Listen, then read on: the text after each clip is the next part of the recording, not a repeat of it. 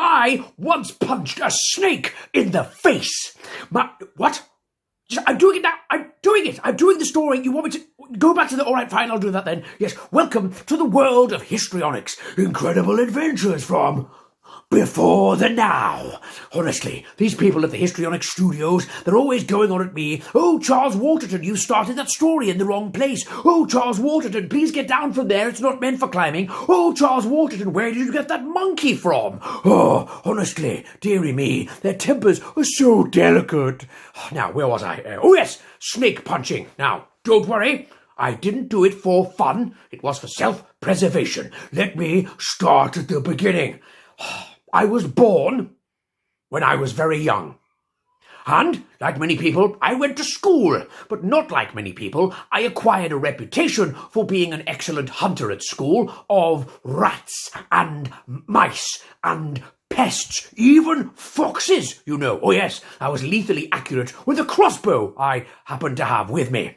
Then, when I was, 22, I travelled to South America, to oh no, you don't call it that anymore, do you? To Guyana. I was going to look after my uncle's estates in Georgetown, and it was only in 1812, at the tender age of 30, that I decided maybe I should have an explore of this vast wealth of rainforest and jungle that surrounds the estates. My uncle had never bothered. Whenever he'd encountered wildlife, he shot it.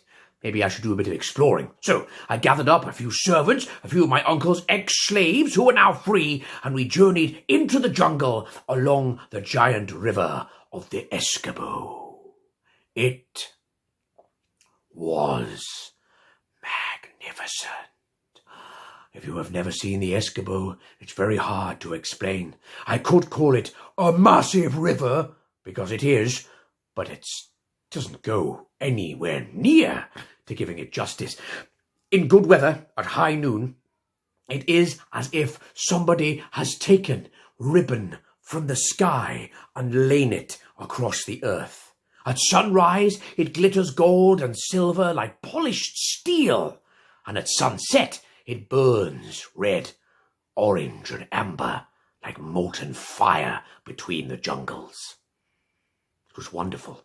We travelled not just on the river, but also in the rainforest itself, and we saw hundreds of new species of fish and of birds. We saw parrots, we saw turtles, we saw... Once we saw a jaguar very nearly walked right into our camp.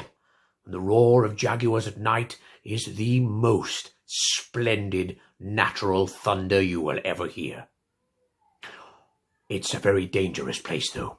Very beautiful, oh yes, very lovely to go for a walk in, barefoot, in the rain, but I'll warn you, if you do that, make sure you have some semblance of self-command, because I did it once and accidentally stepped on a snake. And not just any snake, no, a boa constrictor, yes. Well, we all know how constrictors kill their prey. No, it's not by hypnotizing them or singing Trust in Me. What they do is they wrap around you and then squeeze. And you breathe in.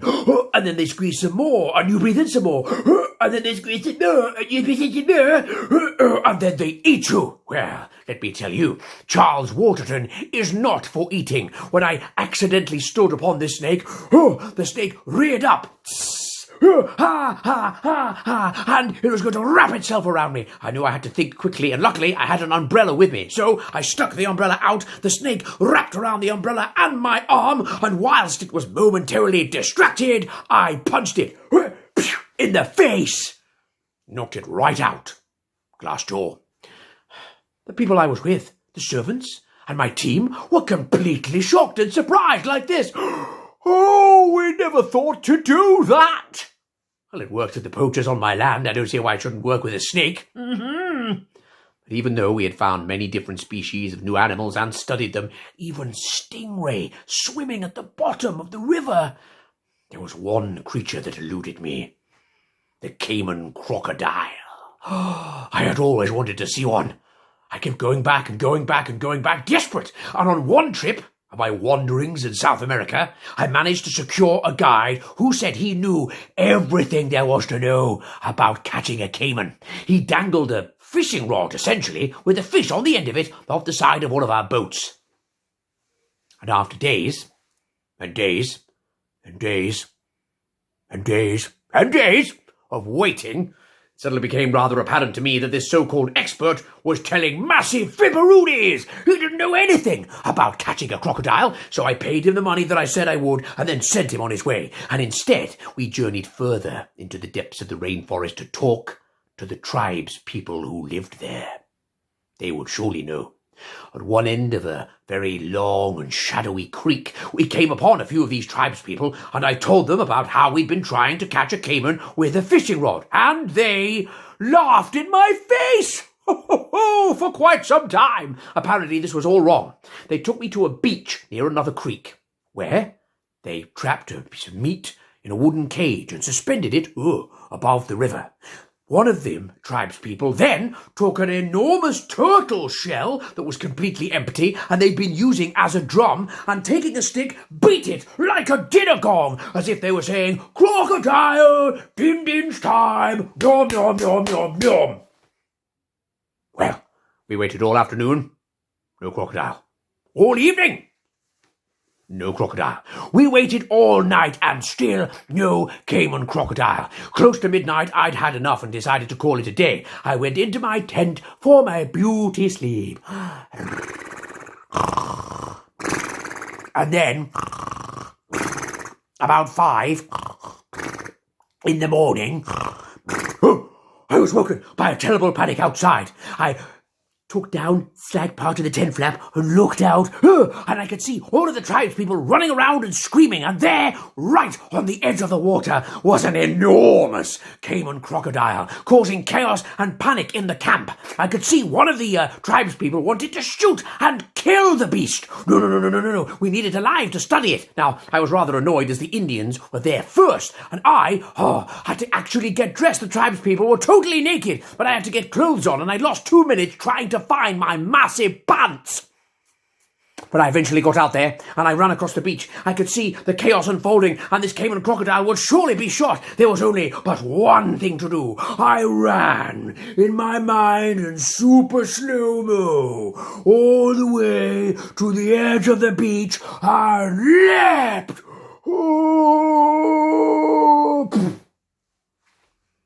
onto the back of the crocodile and rode it like a horsey, which is not easy. There's no reins, so I grabbed it by the body, but it was thrashing this way and that. I didn't want to grab it by the face. There are sharp teeth in that end, and there's only one thing I thought to do, which is to grab its front legs and pin them behind its back so it couldn't move. It thrashed about some more, but eventually gave up. I, Charles Waterton, had wrestled a crocodile into defeat.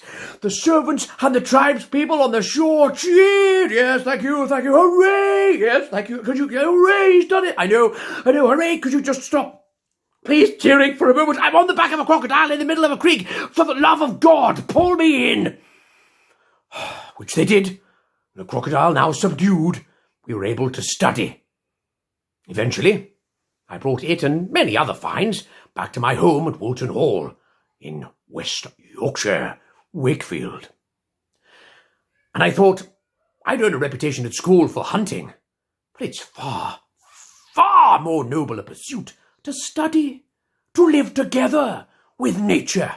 So I put up a wall all around my estate, to stop poachers, of course, but to create, supposedly some people say, and I say definitely, the world's first wildlife reserve. I left tree trunks and go hollow and to rot and fall to pieces like little massive bug hotels to encourage more creatures and insects and things like that. I planted more trees to encourage birds, and I even invented the first ever bird box so owls could come a-nesting on my estate. Looking after all those animals and creatures and nature forever. I even looked after mankind by bringing something else back from South America called curare. Yes, no, not the name of one of the tribespeople, but a special kind of substance that knocks people out. It's an anesthetic used in surgery to keep people unconscious but alive while they have life-saving operations. There you see, Charles Waterton helping look after animals and people alike. Now I know, I'm very lucky. I know I was lucky to go out to my uncle's estate. I know I was very lucky to have enormous amounts of land. But you don't have to have enormous amounts of land or go to South America to enjoy the natural world. No, just do this. So I'm looking out of a window. You can't. There's a window over there. There is. Oh, a window. Yes. Just look out of a window. Just look into the world. If for some reason you can't get outside, then look and listen. Open a window. Listen to the bird song.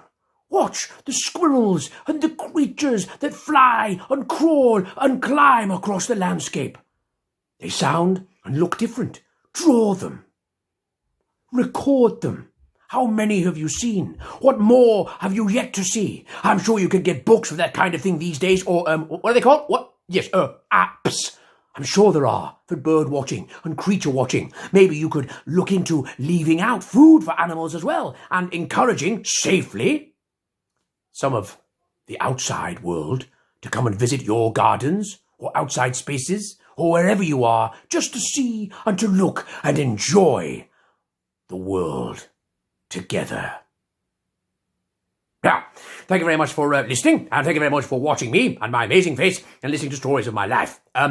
I should point out that if you want to know more about me, you can research it, of course, in books, in libraries, and of course on the internet. Although make sure if you're surfing, you do so safely with a responsible adult if you're not old enough. Whatever that means, I don't know, I've just been asked to say it. Also, make sure if you do like the histrionics videos to click like and share these with people you might think enjoy them, and subscribe if you haven't already to get new notifications of when new videos come out. And remember to watch other videos as well. I'm sure there are lots and lots to enjoy. My name has been Charles Waterton. It still will be after this. Take care out there and stay safe.